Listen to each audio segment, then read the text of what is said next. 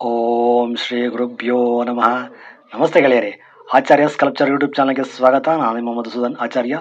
ನೋಡಿ ಗೆಳೆಯರೆ, ಇವತ್ತು ಜ್ಯೋತಿಷ್ಯ ವಿಚಾರದಲ್ಲಿ ಬಹಳ ವಿಶೇಷವಾಗಿ ವಿದ್ಯಾಭ್ಯಾಸಕ್ಕೆ ಸಂಬಂಧಪಟ್ಟಂಥ ಅಂದರೆ ಶಿಕ್ಷಣಕ್ಕೆ ಸಂಬಂಧಪಟ್ಟಂಥ ಕಂಪ್ಲೀಟ್ ಒಂದಷ್ಟು ವಿಚಾರಗಳನ್ನ ತಿಳಿಸ್ಕೊಡ್ತೀನಿ.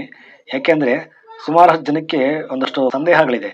ಯಾವ ರೀತಿ ಎಜುಕೇಷನ್ನು ಮಕ್ಕಳನ್ನ ಯಾವ ರೀತಿ ಓದಿಸ್ಬೇಕು, ಯಾವ್ಯಾವ ಭಾವದಲ್ಲಿ ಯಾವ ಗ್ರಹ ಇದೆ, ಯಾವ ರೀತಿ ಎಜುಕೇಷನ್ ಮಾಡ್ತಾರೆ, ಮತ್ತು ಯಾವ ಟೈಮಲ್ಲಿ ಎಜುಕೇಷನ್ಗೆ ಯಾವ್ಯಾವ ಭಾವ ನೋಡಬೇಕು, ಯಾವ್ಯಾವ ಗ್ರಹಗಳು ಕಾರಕ ಆಗ್ತದೆ ಅಂತ ಕನ್ಫ್ಯೂಷನ್ ಇದೆ.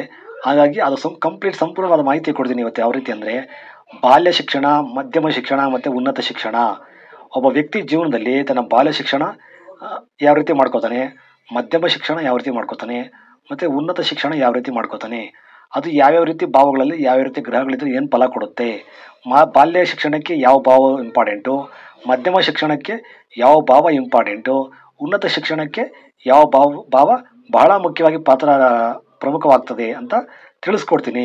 ನೋಡಿ, ಯಾವುದೇ ಲಗ್ನ ಆಗಿರಲಿ, ಯಾವುದೇ ಲಗ್ನ ಆಗಿದ್ರೂ ನಾನಿಲ್ಲಿ ತಗೊಂಡಿರ್ತಕ್ಕಂಥದ್ದು ಎಕ್ಸಾಂಪಲ್ ಆಗಿ ಮೀನ ಲಗ್ನ ತಗೊಂಡಿದ್ದೀನಿ. ಯಾವುದೇ ಲಗ್ನಕ್ಕೆ ಬಾಲ್ಯ ಶಿಕ್ಷಣ ನೋಡಬೇಕು ಅಂದರೆ ನಾವು ಎರಡನೇ ಭಾವ ನೋಡಬೇಕು. ಎರಡನೇ ಭಾವ ಬಹಳ ಇಂಪಾರ್ಟೆಂಟ್ ಆಗ್ತದೆ. ಮತ್ತು ಬುಧ ಗ್ರಹ ಮತ್ತು ಚಂದ್ರಗ್ರಹ. ಬೇಸಿಕ್ ಆಗಿ ತಿಳ್ಕೊಬೇಕಾದಂಥ ವಿಚಾರ ಏನಂದರೆ ವಿದ್ಯಾಕಾರಕ ಗ್ರಹಗಳು ಬಂದು ಬುಧ ಗ್ರಹ ಮತ್ತು ಚಂದ್ರಗ್ರಹ ಮತ್ತು ಗುರುಗ್ರಹ. ಈ ಮೂರು ಗ್ರಹಗಳು ಎಲ್ಲ ರೀತಿಯ ಶಿಕ್ಷಣಕ್ಕೂ, ಬಾಲ್ಯ ಶಿಕ್ಷಣಕ್ಕೂ, ಮಧ್ಯಮ ಶಿಕ್ಷಣಕ್ಕೂ, ಉನ್ನತ ಶಿಕ್ಷಣಕ್ಕೂ ಬಹಳ ಇಂಪಾರ್ಟೆಂಟು. ಈ ಮಿಕ್ಕಿದಂಥ ಗ್ರಹಗಳು ಇಂಪಾರ್ಟೆಂಟ್ ಅಲ್ಲ ಅಂತಂದರೆ ಏನಿಲ್ಲ. ಆ ಗ್ರಹಗಳು ಸಹ, ಈ 9 ಗ್ರಹಗಳು ಸಹ ಕೆಲಸ ಮಾಡುತ್ತೆ. ಆದರೆ ಬಾಲ್ಯ ಶಿಕ್ಷಣ ಮತ್ತು ಮಧ್ಯಮ ಶಿಕ್ಷಣಕ್ಕೆ ಬುಧ ಚಂದ್ರ ಗುರು ಅಂತ ಕಂಪಲ್ಸರಿ ಚೆನ್ನಾಗಿರಲೇಬೇಕು. ಈ ಮೂರು ಗ್ರಹಗಳು ಉತ್ತಮವಾಗಿದ್ದರೆ ಬಾಲ್ಯ ಶಿಕ್ಷಣ, ಮಧ್ಯಮ ಶಿಕ್ಷಣ ತುಂಬ ಚೆನ್ನಾಗಾಗುತ್ತೆ. ಖಂಡಿತವಾಗ್ಲೂ ಮಧ್ಯಮ ಶಿಕ್ಷಣ ಅಂದರೆ ಎಲ್ಲಿವರೆಗೂ ಅಂದರೆ ಆಲ್ಮೋಸ್ಟ್ SSLC ಅಥವಾ PUC ಮಧ್ಯಮ ಶಿಕ್ಷಣ ಅಂತಲೇ ಕನ್ಸಿಡರ್ ಮಾಡಬೇಕಾಗ್ತದೆ. ಉನ್ನತ ಶಿಕ್ಷಣ ಅಂದರೆ ಡಿಗ್ರಿ, ಗ್ರ್ಯಾಜುಯೇಷನಿಂದ double degree, post graduation, PhD ಅದೆಲ್ಲ ಉನ್ನತ ಶಿಕ್ಷಣ ಲೆವೆಲ್ಗೆ ಬರುತ್ತೆ. ಸೊ ಯಾವುದೇ ಒಂದು ಮಕ್ಕಳಿಗೆ ಬುಧಗ್ರಹ, ಚಂದ್ರಗ್ರಹ, ಗುರುಗ್ರಹ. ಯಾಕೆಂದರೆ ಮೊದಲನೇದಾಗಿ ನಾವು ಶಿಕ್ಷಣ ನಮ್ಮ ತಲೆಗೆ ಹೋಗಬೇಕು ಅಂದರೆ ನಮ್ಮ ಮನಸ್ಸು ಚೆನ್ನಾಗಿರಬೇಕು. ಮನಸ್ಸು ಕಾರಕ ಚಂದ್ರ ಚೆನ್ನಾಗಿರಬೇಕು. ಮನಸ್ಸಿನಿಂದ ಅದನ್ನು ನಾವು ವಿಮರ್ಶೆ ಮಾಡ್ಕೋತೀವಿ. ಮನಸ್ಸಿನಿಂದ ಅದನ್ನ ಶಿಕ್ಷಣ ಗುರುವಿನ ಮುಖಾಂತರ ಶಿಕ್ಷಣ ನಾವು ತಗೊಳ್ಳೋದೇ ನಮ್ಮ ಮನಸ್ಸಿಗೆ ಬಂದು ಅದು ತಲೆಗೆ ಹೋಗ್ತಕ್ಕಂಥದ್ದು. ತಲೆಗೆ ಹೋಗ್ಬೇಕು ಅಂದರೆ ಇಲ್ಲಿ ಬುಧ ಚೆನ್ನಾಗಿರಬೇಕು, ಮೆದುಳಿಗೆ ಕಾರಕ, ಬುದ್ಧಿಕಾರಕ.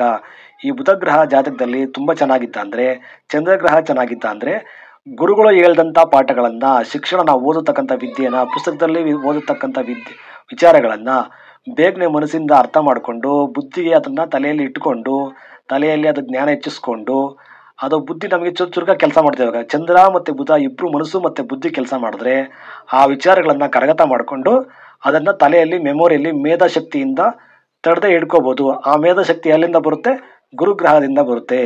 ಮನಸ್ಸು ಕಾರಕ ಮನಸ್ಸು ಚೆನ್ನಾಗಿದ್ರೆ ಅದನ್ನು ನೀಟಾಗಿ ಅರ್ಥ ಮಾಡ್ಕೊಳ್ಳೋದಕ್ಕೆ, ಬುದ್ಧಿಗೆ, ಆ ಮನಸ್ಸಿಂದ ಬುದ್ಧಿಗೆ, ಮೆದುಳಿಗೆ ಹೋಗೋದಕ್ಕೆ ಹೆಲ್ಪ್ ಮಾಡುತ್ತೆ. ಮೆದುಳಲ್ಲಿ ಎಲ್ಲ ಅರ್ಥ ಮಾಡಿಕೊಂಡು, ಶೇಖರಣೆ ಮಾಡಿಕೊಂಡು ಅದನ್ನು ಎಕ್ಸ್ಪ್ಲೋರ್ ಮಾಡೋದಕ್ಕೆ, ತುಂಬ ಹೆಚ್ಚು ಕಾಲ ಮೆಮೊರಿ ಇಟ್ಕೊಂಡು ಅದನ್ನು ಜ್ಞಾನದ ರೂಪದಲ್ಲಿ, ವಿದ್ಯೆಯ ರೂಪದಲ್ಲಿ ಎಲ್ಲ ರೀತಿ ಎಕ್ಸ್ಪ್ಲೋರ್ ಮಾಡೋದಕ್ಕೆ ಮೇಧಾಶಕ್ತಿ ಬೇಕು. ಅದು ಗುರುಗ್ರಹದಿಂದ ಬರುತ್ತೆ ಮೇಧಾಶಕ್ತಿ. ಈ ಬುದ್ಧಿಶಕ್ತಿ ಬುಧನಿಂದ ಬರುತ್ತೆ. ಮಾನಸಿಕ ಶಕ್ತಿ, ಮನಸ್ಸು ಮತ್ತು ಗ್ಲಾನ್ಸ್ ಮಾಡೋದು ಪವರ್, ಅದನ್ನು ಗ್ರಹಣ ಶಕ್ತಿ, ಏಕಾಗ್ರತೆ ಬರ್ತಕ್ಕಂಥದ್ದು ಚಂದ್ರನಿಂದ ಬರುತ್ತೆ. ಆ ಎರಡು ಶಕ್ತಿಗಳಿಂದ ಪಡ್ತಕ್ಕಂಥ ಜ್ಞಾನವನ್ನು ತಡೆ ಹಿಡಿದು ಲೈಫ್ ಲಾಂಗು ಅದರಿಂದ ಎಲ್ಲ ರೀತಿಯ ಒಂದು ಎಕ್ಸ್ಪ್ಲೋರ್ ಮಾಡ್ತಕ್ಕಂಥದ್ದು, ಅದನ್ನು ಹಂಚತಕ್ಕಂಥದ್ದು, ಅಥವಾ ಅದರಿಂದ ತಮ್ಮ ಜೀವನನ ಮುಂದೆ ನಡೆಸ್ಕೊಂಡು ಹೋಗ್ತಕ್ಕಂಥದ್ದು, ಅದು ಗುರುಗ್ರಹದಿಂದ ಮೇಧಾಶಕ್ತಿ ಉತ್ಪತ್ತಿ ಆಗ್ತದೆ. ಸೊ ಹಂಗಾಗಿ ಜಾತಕದಲ್ಲಿ ಬಾಲ್ಯ ಶಿಕ್ಷಣದ ಮೊದಲು ಬಾಲ್ಯ ಶಿಕ್ಷಣ ಬೇಕು ಅಂದರೆ ಎರಡನೇ ಭಾವದಲ್ಲಿರ್ತಕ್ಕಂಥ ಗ್ರಹಗಳು ಇಂಪಾರ್ಟೆಂಟ್ ಆಗ್ತದೆ. ಯಾವುದೇ ಒಬ್ಬ ವ್ಯಕ್ತಿಗೆ ಎರಡನೇ ಮನೆಯಲ್ಲಿ ಏನಾದರೂ ಶುಭ ಗ್ರಹಗಳು, ಫಾರ್ ಎಕ್ಸಾಂಪಲ್ ಶುಕ್ರ ಅಥವಾ ಗುರು ಅಥವಾ ಬುಧ, ಈ ಥರ ಗ್ರಹಗಳೇನಾದರೂ ಬಂದಾಗ, ಅದು ಏನಾದರೂ ಸ್ವಂತ ಕ್ಷೇತ್ರಗಳೇ ಆಗಿದ್ದರೆ, ಫಾರ್ ಎಕ್ಸಾಂಪಲ್ ನೋಡಿ, ಇಲ್ಲಿ ಇದು ಎರಡನೇ ಮನೆ ಬಂದು ಕುಜನ ಮನೆ, ಮೇಷರಾಶಿ. ಈ ಮೇಷರಾಶಿಯಲ್ಲಿ ರವಿ ಬಂದಾಗ ಉಚ್ಚನಾಗ್ತಾನೆ. ಆಗ ಅವರ ಜೀವನದಲ್ಲಿ ಉತ್ತಮವಾದಂಥ ಬಾಲ್ಯ ಶಿಕ್ಷಣ, ತುಂಬ ಚೆನ್ನಾಗಿ ಮಕ್ಕಳು ಎಜುಕೇಷನ್ ಮಾಡ್ತಾರೆ.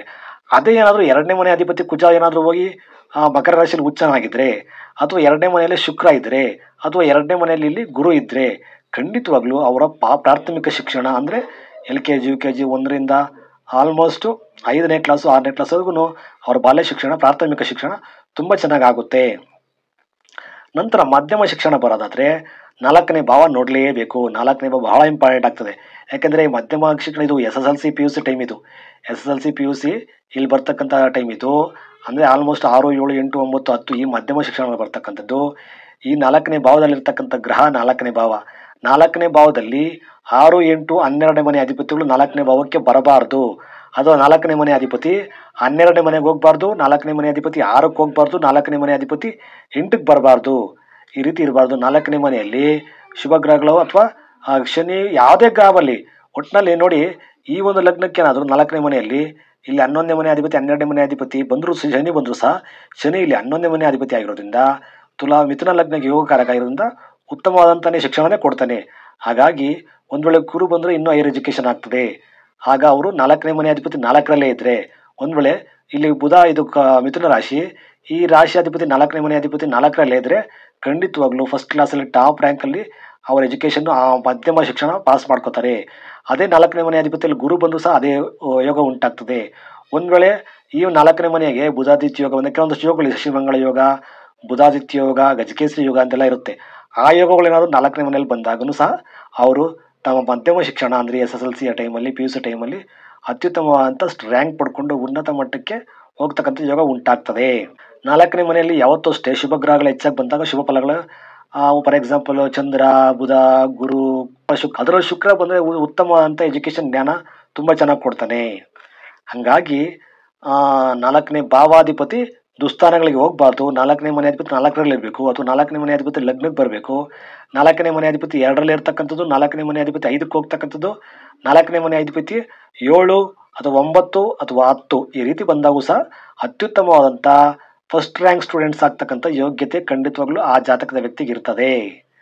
ನಂತರ ಇನ್ನೊಂದೇನು, ಉನ್ನತ ವ್ಯಾಸಂಗ ಅಂದರೆ PUC ಆದಮೇಲೆ degree, graduation, post graduation, PG, PhD ಈ ಥರ ಹೋಗ್ತಕ್ಕಂಥ ಮಾಸ್ಟರ್ ಡಿಗ್ರಿ ಇವೆಲ್ಲ ಮಾಡ್ತಕ್ಕಂಥ ಯೋಗ ನೋಡಬೇಕು ಅಂದರೆ 9ನೇ ಭಾವ ನೋಡಬೇಕು.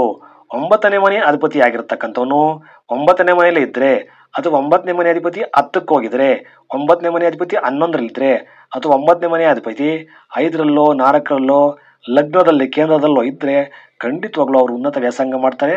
ಆಗ 9ನೇ ಮನೆ ಅಧಿಪತಿ ಜೊತೆ ದುಸ್ಥಾನಾಧಿಪತಿಗಳು ಶತ್ರು ಗ್ರಹಗಳು ಬಂದು ಕೂತ್ಕೋಬಾರ್ದು.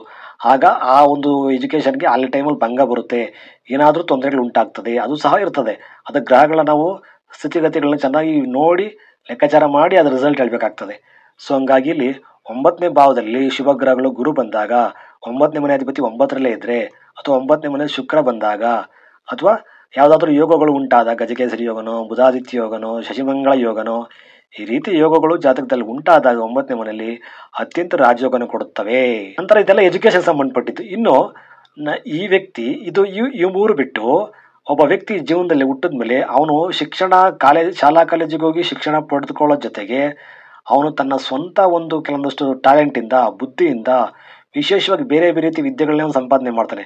ಅವನೇ ಖುದ್ದಾಗಿ ಏನಾದರೂ ಕಲಿತಾನೆ, ಅಥವಾ ಅವರ ಕುಲಕಸುಬು ಅಥವಾ ಮನೆಯಲ್ಲಿ ಕಲಿಸ್ತಕ್ಕಂಥ ವಿದ್ಯೆಗಳು ಅದನ್ನು ಹೆಚ್ಚಾಗಿ ಅವನ ಅಭ್ಯಾಸ ಮಾಡಿ ಅದರಲ್ಲಿ ಸಾಧನೆ ಮಾಡ್ತಾನೆ. ಅದಕ್ಕೆಲ್ಲ ಮೂಲ ಕಾರಣ ಬಂದು ಪಂಚಮ ಪೂರ್ವ ಪುಣ್ಯಸ್ಥಾನ ಅಂತೀವಿ. ಈ 5ನೇ ಮನೆ ಪೂರ್ವ ಪುಣ್ಯಸ್ಥಾನದಲ್ಲಿ ಶುಭ ಗ್ರಹಗಳಿತ್ತು, ಅಥವಾ ಪೂರ್ವ ಪುಣ್ಯಸ್ಥಾನಾಧಿಪತಿ ಲಗ್ನದಲ್ಲಿದ್ದಾಗ, ಪೂರ್ವ ಪುಣ್ಯಸ್ಥಾನಾಧಿಪತಿ ಕೇಂದ್ರ ಸ್ಥಾನಗಳಲ್ಲಿ ಬಂದಾಗ, ಅಥವಾ ಕೇಂದ್ರ ಸ್ಥಾನಾಧಿಪತಿಗಳು ಶುಭ ಗ್ರಹಗಳು ಪೂರ್ವ ಪುಣ್ಯಸ್ಥಾನಕ್ಕೆ ಅಂದರೆ 5ನೇ ಮನೆಗೆ ಬಂದಾಗ ಅವನು ಇಂದಿನ ಜನ್ಮದಲ್ಲಿ ಪಡೆದಿರತಕ್ಕಂಥ ಜ್ಞಾನ, ಇಂದಿನ ಜನ್ಮದಲ್ಲಿ ಓದಿ ಸಾಧನೆ ಮಾಡಿರ್ತಕ್ಕಂಥ ಒಂದಷ್ಟು ವಿದ್ಯೆಗಳು ಈ ಜನ್ಮದಲ್ಲೂ ಮುಂದುವರಿಸ್ಕೊಳ್ಳೋಗ್ತಾನೆ. ಬೇರೆ ಅವನು ಕಾಲೇಜಿಗೆ ಹೋಗಿ ಕಲಿಯತಕ್ಕಂಥ ವಿದ್ಯೆ ಬಿಟ್ಟು ಸಪ್ರೇಟಾಗಿ ಅವನ ಹಿಂದಿನ ಜನ್ಮದ ವಿದ್ಯೆಗಳು ಈ ಜನ್ಮಕ್ಕೆ ಕಂಟಿನ್ಯೂ ಆಗ್ತದೆ, ಮುಂದುವರಿಯುತ್ತದೆ, ಅದರಲ್ಲಿ ಹೆಚ್ಚು ಸಾಧನೆ ಮಾಡ್ಕೋತಾನೆ. ಇದು 5ನೇ ಭಾವದಿಂದ ಉಂಟಾಗ್ತಕ್ಕಂಥದ್ದು. ಅದು ನೆಕ್ಸ್ಟು ಇನ್ನು ಕುಲಕಸುಬು ಅಂತೀವಿ ನಾವು. ಕುಲಕಸುಬು ತಂದೆ ತಾತೆಯಿಂದ ಬರ್ತಕ್ಕಂಥ ಕಸುಬುಗಳು, ವಿದ್ಯೆಗಳು ಅಂತೀವಿ. ಅದನ್ನೆಲ್ಲ ನೋಡ್ಬೇಕಂದ್ರೆ 9ನೇ ಮನೆ ಮತ್ತು 10ನೇ ಮನೆ ನೋಡಬೇಕು. ಈ 9ನೇ ಮನೆ ಅಧಿಪತಿ ಅಂದರೆ ಪಿತೃಸ್ಥಾನ, ದೈವಸ್ಥಾನ. ಈ 9ನೇ ಮನೆ ಅಧಿಪತಿ 9ರಲ್ಲಿದ್ದರೆ, 9ನೇ ಮನೆ ಅಧಿಪತಿ 10ಕ್ಕೆ ಹೋಗಿದರೆ, ಅಥವಾ 9ನೇ ಮನೆ ಅಧಿಪತಿ 4ಕ್ಕೆ ಬಂದಿದ್ರೆ ಖಂಡಿತವಾಗ್ಲೂ ಜಾತಕದ ವ್ಯಕ್ತಿ ತನ್ನ ತಂದೆ ತಾತ ಮಾಡ್ತಕ್ಕಂಥ ಕುಲಕಸುಬುಗಳು ಅಥವಾ ಅವರ ವಂಶದಲ್ಲಿ ಬಂದಿರತಕ್ಕಂಥ ಕುಲಕಸುಬುಗಳನ್ನ ಹೆಚ್ಚು ಅಧ್ಯಯನ ಮಾಡ್ತಾನೆ. ಶಾಲಾ ಕಾಲೇಜಿಗೆ ಹೋಗಿ ಕಲಿಯೋದಕ್ಕಿಂತ ಜೊತೆಗೆ ಇದನ್ನು ಸಹ ಮಾಡ್ಕೋತಾನೆ. ಒಂದು ವೇಳೆ ಯಾರ ಜಾತಕದಲ್ಲಿ ಈ ಒಂದು ಶಾಲಾ ಕಾಲೇಜು ಯೋಗಗಳು, ಬಾಲ್ಯ ಮಧ್ಯಮ ಉನ್ನತ ಶಿಕ್ಷಣ ಯೋಗಗಳು ಅಷ್ಟೊಂದು ಚೆನ್ನಾಗಿಲ್ಲ, ಭಂಗ ಆಗಿತ್ತು, ತೊಂದರೆ ಇತ್ತು ಅಂದರೆ ಆಗೇನಾದರೂ ಅವ್ರಿಗೆ ಈ ಕುಲಕಸುಬುಗಳಿಗೆ ಸಂಬಂಧಪಟ್ಟಿರ್ತಕ್ಕಂಥ 9ನೇ ಮನೆ ಅಧಿಪತಿಗಳು ಚೆನ್ನಾಗಿದ್ದು 9ನೇ ಮನೆಯಲ್ಲಿ ಏನಾದರೂ ಆ ಒಂದು ಯೋಗ ಇತ್ತು ಅಂದರೆ ತನ್ನ ಕುಲಕಸುಬು, ತನ್ನ ಮನೆ ವಂಶಸ್ಥರು ನಡೆಸ್ಕೊಂಬಂದಿರ್ತಕ್ಕಂಥ ಕಸುಬುಗಳಲ್ಲೇ ಮುಂದೆ ಬರೆದು ಜೀವನದಲ್ಲಿ ಉನ್ನತ ಮಟ್ಟಕ್ಕೆ ಸಾಧನೆ ಮಾಡ್ತಾರೆ. ಅದರಲ್ಲಿ ಹೆಚ್ಚು ಶ್ರೀಮಂತಿಕೆ ನೋಡ್ತಾರೆ, ಅದರಲ್ಲೇ ಮಹಾ ಮೇಧಾವಿಗಳಾಗ್ತಾರೆ, ಅದರಲ್ಲೇ ನೈಪುಣ್ಯತೆ ಸಾಧನೆ ಮಾಡ್ತಾರೆ.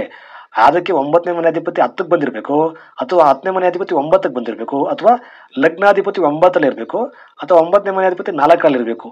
ಈ ರೀತಿಯಾಗಿದ್ದಾಗ ಆ ಒಂದು ಕುಲಕಸುಬನ್ನು ಹೆಚ್ಚಾಗಿ ಅವಲಂಬಿಸಿ ಅದರಿಂದನೇ ಜೀವನ ಮಾಡ್ಕೊಳ್ತಕ್ಕಂಥ ಒಂದು ರಾಜಯೋಗನ ಜೀವನದಲ್ಲಿ ಅವರು ದಕ್ಕಿಸ್ಕೋತಾರೆ. ಇದು ಒಂದು ಶಿಕ್ಷಣಕ್ಕಿರ್ತಕ್ಕಂಥ ಒಂದು ವಿಚಾರ. ಇನ್ನು ಸ್ಪರ್ಧಾತ್ಮಕ, ನಾವು ಹೆಚ್ಚಾಗಿ ಅಭ್ಯಾಸ ಮಾಡ್ತೀವಿ, ವಿದ್ಯಾಭ್ಯಾಸ ಮಾಡ್ತೀವಿ, ಕಾಲೇಜಲ್ಲಿ ಟಾಪ್ ಬರ್ತೀವಿ, ಎಲ್ಲ ಮಾಡ್ತೀವಿ. ಆದರೆ ಕೆಲವೊಂದು ಟೈಮಲ್ಲಿ ನಮಗೆ ಸ್ಟೇಜ್ ಫಿಯರ್ ಅಂತ ಬರುತ್ತೆ, ಭಯ ಬರುತ್ತೆ. 4 ಜನ ಹತ್ರ ಮಾತಾಡೋಕ್ಕೆ ಕಷ್ಟ ಆಗ್ತದೆ, ಅಥವಾ ನಾವು ಪಡ್ಕೊಂಡಿರ್ತಕ್ಕಂಥ ಜ್ಞಾನನ ಎಕ್ಸ್ಪ್ಲೋರ್ ಮಾಡೋದಕ್ಕೆ, ಅಂದರೆ ಕೆಲವ್ರಿಗೆ ತಿಳಿಸ್ಕೊಡೋದಕ್ಕೆ, ಅಥವಾ ಕಾಂಪಿಟೇಟಿವ್ ಎಕ್ಸಾಮ್ಸ್ನ ಫೇಸ್ ಮಾಡೋದಕ್ಕೆ, ಸ್ಪರ್ಧಾತ್ಮಕ ಪರೀಕ್ಷೆಗಳಲ್ಲಿ ಅದನ್ನು ಗೆಲ್ಲೋದಕ್ಕೆ, ಪಾಸ್ ಆಗೋದಕ್ಕೆ ಒಂದಷ್ಟು ನಮಗೆ ಬಲ ಇರಬೇಕು. ಆ ಸ್ಪರ್ಧಾತ್ಮಕ ಪರೀಕ್ಷೆಗಳಲ್ಲಿ ಪಾಸ್ ಆಗಬೇಕು, ನಾವು ಸಾಧನೆ ಮಾಡಬೇಕು ಅಂದರೆ ನಮಗೆ 6ನೇ ಭಾವ ಬಹಳ ಇಂಪಾರ್ಟೆಂಟು. 6 ಮತ್ತು 8 ಬಹಳ ಇಂಪಾರ್ಟೆಂಟ್ ಆಗ್ತದೆ.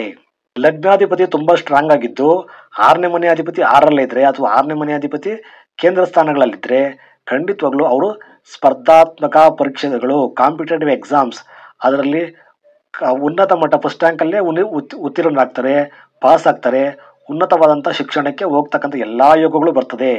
ಹಾಗಾದರೆ 6ನೇ ಮನೆ ಅಧಿಪತಿ ಚೆನ್ನಾಗಿತ್ತು ಅಂದರೆ ಅವರಿಗೆ ಧೈರ್ಯ ಜಾಸ್ತಿ, ಸಾಹಸ ಮಾಡ್ತಕ್ಕಂಥದ್ದು, ಸ್ಟೇಜ್ ಫಿಯರ್ ಇರೋದಿಲ್ಲ, ಆ್ಯಂಕರಿಂಗ್ ಮಾಡ್ತಕ್ಕಂಥದ್ದು, ಇಲ್ಲಿ 100 ಜನ ಮುಂದ್ಗಡೆ ಬೇಕಾದ್ರೆ ಮಾತಾಡ್ತಕ್ಕಂಥ ಶಕ್ತಿ ಬರ್ತದೆ.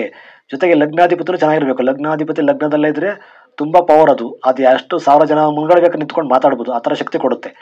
ಲಗ್ನಾಧಿಪತಿ ಕೇಂದ್ರ ಸ್ಥಾನಗಳಲ್ಲಿ ಬಂದಾಗೂ, ಅಥವಾ ಲಗ್ನಾಧಿಪತಿ ಮಿತ್ರ ಗ್ರಹಗಳ ಜೊತೆ ಇದ್ದಾಗ, ಮತ್ತು 8ನೇ ಮನೆ ಅಧಿಪತಿ ಕೇಂದ್ರ ಸ್ಥಾನಗಳಲ್ಲಿದ್ದಾಗ, 8ನೇ ಮನೆ ಅಧಿಪತಿ 8ರಲ್ಲೇ ಇದ್ದಾಗ, ಅಥವಾ 6ನೇ ಮನೆ ಅಧಿಪತಿ 6ರಲ್ಲೇ ಇದ್ದಾಗೂ ಸಹ ಈ ಥರ ಒಂದು ಕಾಂಪಿಟೇಟಿವ್ ಎಕ್ಸಾಮ್ಸಲ್ಲಿ ಪಾಸ್ ಮಾಡ್ತಕ್ಕಂಥದ್ದು, ಕಾಂಪಿಟೇಟಿವ್ ಎಕ್ಸಾಮ್ ಆಮೇಲೆ ಈ ಜೀವನದಲ್ಲಿ ಏನೇ ಒಂದು ಸ್ಪೋರ್ಟ್ಸ್ ಆ್ಯಕ್ಟಿವಿಟೀಸಲ್ಲಿ ತುಂಬ ಟಾಪ್ ಲೆವೆಲಲ್ಲಿ ಹೋಗ್ತಕ್ಕಂಥದ್ದು, ಇವೆಲ್ಲವೂ ಸಹ ಧೈರ್ಯ, ಸಾಹಸ, ದೇಹದಾಢ್ಯ ಎಲ್ಲನೂ ಸಹ 6, 8ರಿಂದ ಬರತಕ್ಕಂಥ ಒಂದು ಯೋಗಗಳು. ಈ ಬಾಲ್ಯ ಶಿಕ್ಷಣ, ಮಧ್ಯಮ ಶಿಕ್ಷಣ ಮತ್ತು ಉನ್ನತ ಶಿಕ್ಷಣ ನೋಡಬೇಕಂದ್ರೆ ಬಾಲ್ಯ ಶಿಕ್ಷಣಕ್ಕೆ 2ನೇ ಮನೆಯಲ್ಲಿ ಇರ್ತಕ್ಕಂಥ ಗ್ರಹ, ಮಧ್ಯಮ ಶಿಕ್ಷಣಕ್ಕೆ 4ನೇ ಮನೆ ಅಧಿಪತಿ ಎಲ್ಲಿದ್ದಾನೆ, 4ನೇ ಮನೆಯಲ್ಲಿ ಯಾವ ಗ್ರಹ ಇದೆ, ಶುಭ ದೃಷ್ಟಿ ಇದೆಯಾ ಇಲ್ವಾ, ಇವೆಲ್ಲ ನೋಡಬೇಕಾಗ್ತದೆ. ಉನ್ನತ ವ್ಯಾಸಂಗಕ್ಕೆ, ಹೈಯರ್ ಎಜುಕೇಷನ್ಗೆ 9ನೇ ಮನೆ ನೋಡಬೇಕು.